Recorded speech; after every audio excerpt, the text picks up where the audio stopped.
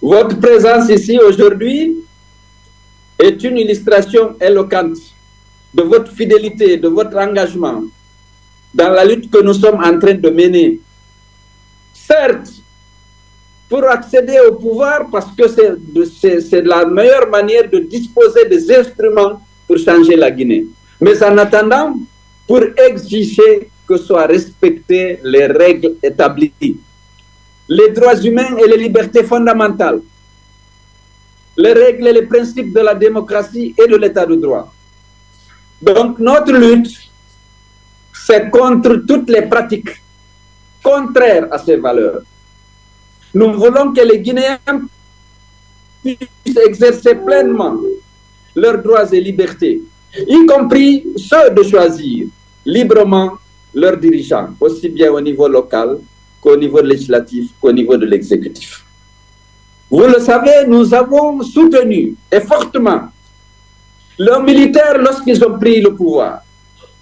Nous avons soutenu parce qu'ils ont décliné un discours qui correspondait à nos valeurs. N'ont-ils pas dit qu'ils allaient mettre fin à l'instrumentalisation de la justice, au piétinement des droits et libertés des citoyens, et qu'ils allaient organiser avec diligence le retour à l'ordre constitutionnel en remettant le pouvoir à celui que le peuple aura choisi?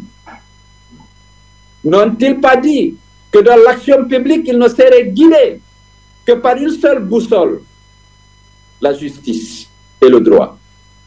Aujourd'hui, après 3 ans et demi d'exercice du pouvoir, lorsque vous faites le bilan, quelle est la réalité? Elle est toute différente des engagements pris lors de la prise du pouvoir, mais également aux dispositions de la charte de la transition.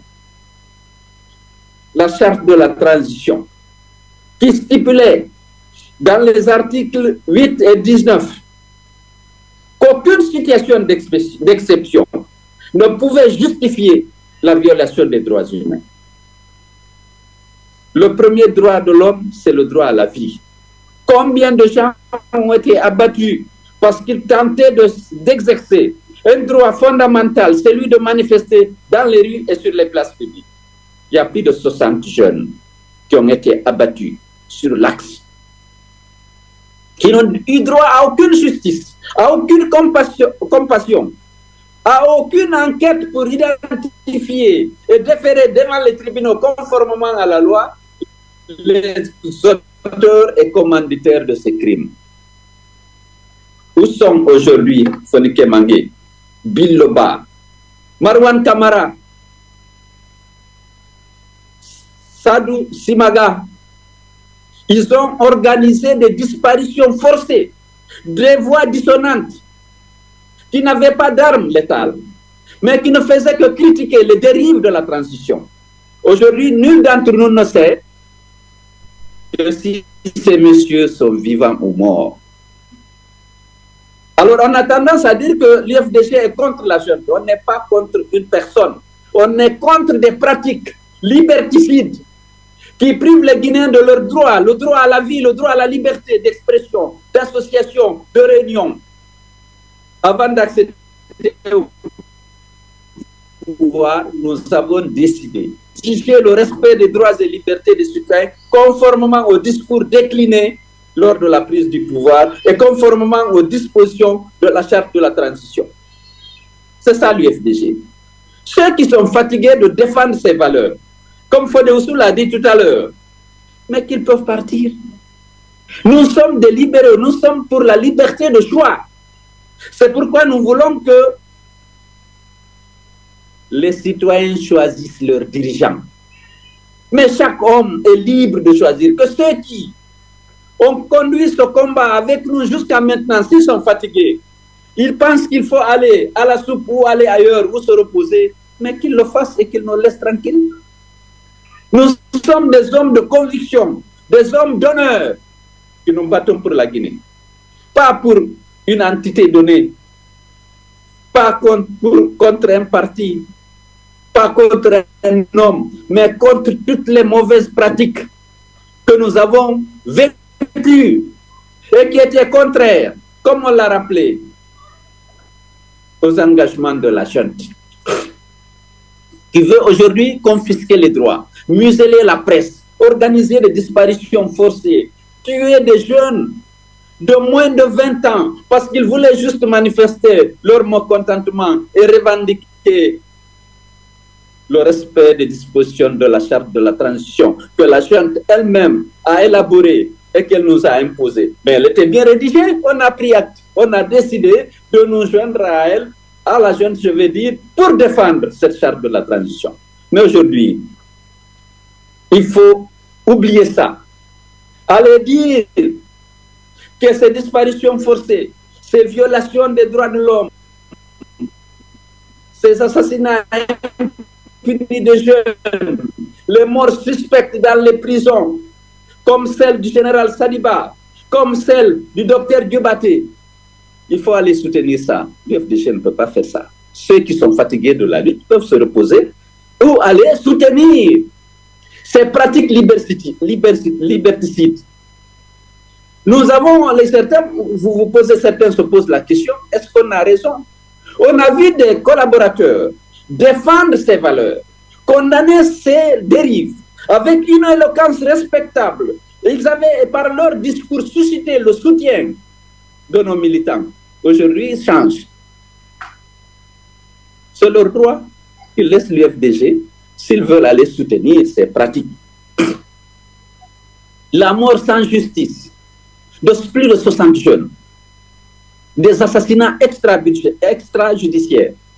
S'ils veulent aller soutenir le retrait des agréments aux radios, s'ils veulent aller soutenir la disparition suspecte en détention des personnalités civiles et militaires, s'ils veulent aller soutenir la volonté de commettre un parjure, parce que vous savez bien que la junte a pris l'engagement qu'elle a réitéré à plusieurs reprises de ne pas se présenter, de ne pas autoriser la candidature des membres du gouvernement, du CNRD et du CNT. C'est écrit en noir et blanc dans la charte de la transition que le chef de la junte a juré de respecter devant la Cour suprême, devant toute la presse internationale, devant le peuple de Guinée. Nous sommes à l'UFDG des hommes d'honneur. Nous nous battons pour le respect de la parole donnée. Ceux qui sont fatigués de le faire peuvent abandonner la lutte. Mais à l'UFDG, nous resterons fidèles à ça. Il faut défendre la parole donnée. Il faut défendre le serment. Lorsque vous prêtez librement serment, il faut respecter votre serment. Parce que nous avons besoin d'avoir à la tête de ce pays des hommes d'honneur qui respectent la parole donnée. Parce qu'il ne sert absolument à rien de jurer de respecter une constitution, une charte de la transition, les lois de la République, et lorsque le lendemain, vous faites le contraire. Nous ne pouvons pas soutenir ces pratiques. Le parjure, nous ne le soutenons pas. Maintenant, nous pouvons être isolés. Parce que nous sommes, bien sûr, soutenus par une majorité importante des Guinéens qui sont attachés à ces valeurs. Mais une majorité qui ne s'exprime pas toujours. Elle est silencieuse. Mais, alors, la minorité qui veut soutenir la violation de ces valeurs, comme dispose l'argent de l'État, finance beaucoup de manifestations et les gens sortent. Alors que la junte interdit les manifestations de ce qu'elle considère comme l'opposition. Elle considère comme opposition tous ceux qui condamnent la violation de ces valeurs et qui soutiennent le respect des dispositions de la charte, les droits humains et les libertés fondamentales. Nous ne sommes pas une opposition, nous sommes opposés à ces pratiques qui violent ces valeurs. Alors les gens se posent la question, est-ce qu'on a raison d'être à l'UFDG? C'est vrai, nous souffrons. Là-bas, il y a la soupe, il y a des avantages, il y a des postes à offrir, il y a de l'argent à distribuer. Mais nous avons choisi d'être fidèles aux valeurs que nous défendons pour que le peuple de Guinée soit libéré de l'arbitraire, de l'injustice et que ses citoyens, partout où ils sont, bedada, bedanda, bededa fanama ont dit que les mendi wonu les kamo wana pula parla de wana na fou wana sengo. Et ça, nous allons continuer le combat. Sachez que je me porte bien, je suis aussi déterminé aujourd'hui qu'hier et que nous allons mener ce combat jusqu'au bout. Nous sommes majoritaires. Nous sommes majoritaires. Nous avons une majorité parfois silencieuse. parce que la répression est violente. On tue, on organise des disparitions forcées, on déclenche des poursuites judiciaires fantaisistes contre tous ceux qui ont une position contraire à la leur. Mais leur position, c'est d'instrumentaliser la justice. C'est de piétiner les droits et libertés des citoyens. Nous ne sommes pas d'accord. C'est dur, parce que les gens sont vulnérables. Il y a la peur, il y a la corruption. Surtout, la corruption. Les gens sortent parce qu'ils ont besoin de quoi manger. Parfois, ils ont faim. Parce que la richesse qui existe aujourd'hui en Guinée, c'est la manne minière.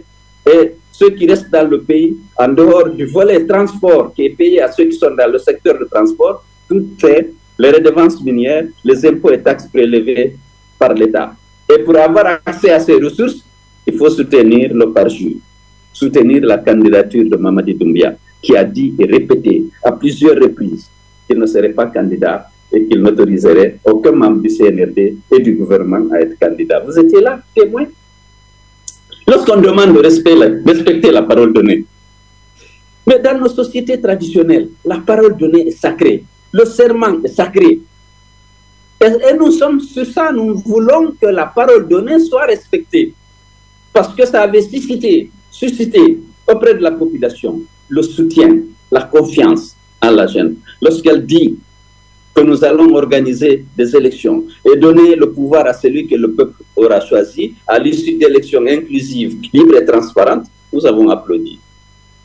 Et nous avons, parce que c'est nos valeurs.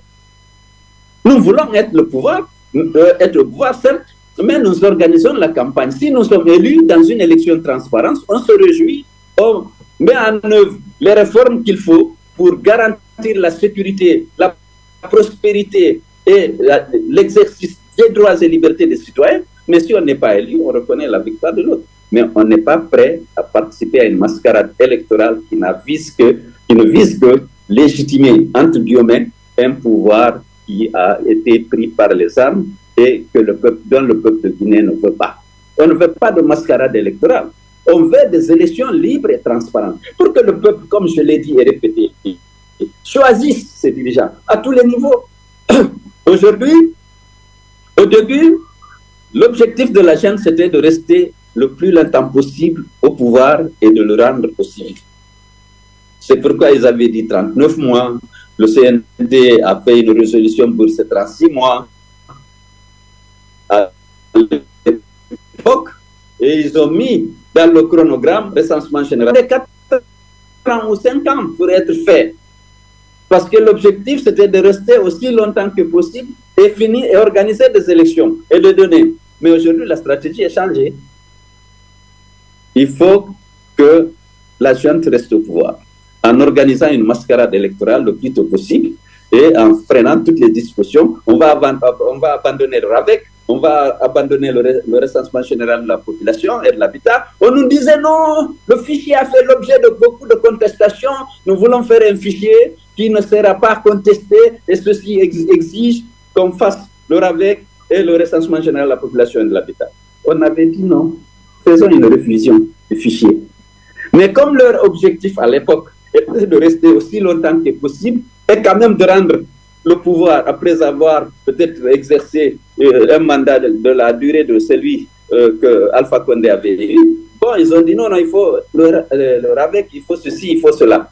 Mais aujourd'hui, la décision a changé. Il faut vite finir la transition en légitimant Doumbia par une mascarade électorale organisée par l'OMATD et les préfets, dont les compétences ont été étendues aux élections désormais, et bien entendu, avec le soutien des présidents des délégations spéciales nommés en fonction de leur adhésion, en raison de leur adhésion à l'idée que Mamadi, c'est l'homme providentiel et qu'il faut le maintenir au pouvoir. Donc, il faut que vous soyez conscients de ça. C'est vrai, la lutte est devenue plus difficile en raison de la violence du pouvoir. Il y a des moments où on recule pour mieux sauter, mais on ne va pas laisser faire. Soyez donc mobilisés pour mener ce combat. Il est devenu difficile de l'intérieur parce qu'il y a la disposition forcée, il y a les assassinats, les kidnappings. Vous avez suivi ce qui a été fait à Abdou Sako. Vous avez suivi ce qui a été fait jusqu'à maintenant. Parce que tous ceux qui veulent les déranger dans leur confort de gérer ce territoire riche en mines, dont le marché mondial a besoin et dont les mines sont actuellement bien vendues, tous ceux qui veulent le déranger dans cette position, donc vous avez compris, il faut que ce combat est devenu difficile. Mais il y a des moments où il faut reculer pour mieux sauter. C'est ce qu'on va faire. Mais on ne veut pas laisser faire. Et je suis fier de compter sur vous, de vous voir tant mobiliser pour marquer le soutien, votre soutien et votre détermination. Il faut déjà traiter la question de ce qu'on a appelé mémo. Je ne peux pas dire plus. Les fédéraux, certains sont loyaux, mais ils ont manqué de vigilance. Lorsqu'ils ont vu des personnes placées, membres du conseil politique, ayant des responsabilités, on dit pour sauver le parti, il faut signer ce document. Certains n'ont même pas lu. Certains n'étaient même pas venus, mais on a signé à leur place. Lorsqu'ils ont pris conscience du complot, la plupart d'entre eux ont écrit pour dire qu'ils ont manqué de vigilance et qu'ils se sont laissés manipuler. Ils présentent leurs excuses au président à la direction nationale du parti et au président du parti, et ils ont réitéré leur engagement et leur fidélité au parti, à leur président. Là où il y a eu des résistances pour faire ça, évidemment, le bureau fédéral qui n'avait pas été associé, comme l'a dit Dr Fodéus Fofana, ils se sont retrouvés pour nous envoyer des messages, dire que ce n'est pas le bureau fédéral, c'est un homme, pour des raisons qu'ils ignorent complètement, parce qu'on a parlé d'argent, on a parlé de beaucoup de choses, qui ont fait ça, et que eux, ils ne sont pas d'accord, ils se désolidarisent complètement du contenu de ce mémo signé par leur fédéral et qui reste fidèle à la direction nationale du FDG et à son président. Donc, Fodéus en a suffisamment parlé, je ne vais pas m'étendre dessus. Mais aujourd'hui, au-delà de ces deux régions, où il y a eu la mise en œuvre de ce complot, aujourd'hui, c'est toutes les fédérations qui se mobilisent pour marquer, exprimer avec fermeté leur soutien à la direction nationale du parti et au président du parti. À quelque chose malheur répond. Et donc, je félicite toutes les fédérations, je félicite les militants de l'UFDG, soyez prêts, je suis là, je suis aussi déterminé. Et bien sûr que je ne peux pas abandonner mes militants, parce que je suis un homme d'honneur. Merci pour tout ce que vous faites pour le parti et soyez sûrs qu'on va y arriver. Maintenant, il y a l'argent, il y a les mobilisations, les leaders d'opinion. Malheureusement, même les commerçants, pour une fois, décident de faire des comités de soutien. Alors que jusqu'à présent, ils se méfiaient de faire visiblement de la politique. Certains soutenaient Alpha Condé, d'autres soutenaient Cellou Dalein, mais dans la discrétion. Maintenant, ils vont franchir un pas et faire pleinement politique en tant que commerçants. Et naturellement, ils prennent des risques inutiles. Pour moi, j'espère qu'ils ne tenderont pas à se ressaisir et être plus discrets dans ce qu'ils vont. Je comprends. Ils ont besoin d'argent, de faire prospérer leurs affaires. L'argent n'existe qu'entre dans les mains de l'État. Parce que cette manne minière n'est pas une génération de l'activité économique normale du pays. Et donc, c'est l'État seul qui perçoit, bien entendu, qui perçoit les redevances minières. Et pour, évidemment, avoir accès à ces ressources, il faut être client ou fournisseur de l'État. Et les gens courent là-bas. Mais ils n'ont pas besoin de faire des comités de soutien pour soutenir Dirk Mamadi et l'homme providentiel et soutenir le parjure et la violation des engagements pris et des règles et des principes de la démocratie et de l'état de droit. Alors, je voudrais encore une fois vous féliciter et vous demander de rester mobilisés. La victoire sera de notre côté parce que c'est là de ce côté qu'il y a la vérité. Je vous ai expliqué pourquoi on est en conflit avec le CNRD. Nous sommes pour le respect de la parole donnée. Nous sommes pour le respect des droits humains et des libertés fondamentales. Nous sommes contre les disparitions forcées dont ont été victimes Fonike Mangé, Billo, Marouane, Sadou Simaga et d'autres. Nous sommes contre la fermeture des radios critiques. Nous sommes contre les kidnappings. Nous sommes contre les méthodes tant que ces pratiques continuent et tant que Billoba, Fonike Mangé, Billoba, Marwan Kamara et Sadou Sidaba ne sont pas libérés, nous allons continuer à revendiquer leur libération. Voilà, nous sommes pour le respect des droits humains. Les 60 jeunes qui ont été abattus ont droit à la justice. Il faut qu'ils aient droit à la justice. Il faut qu'il y ait des élections transparentes dans le strict respect des dispositions de la charte de la transition, notamment les articles 46, 55 et 65.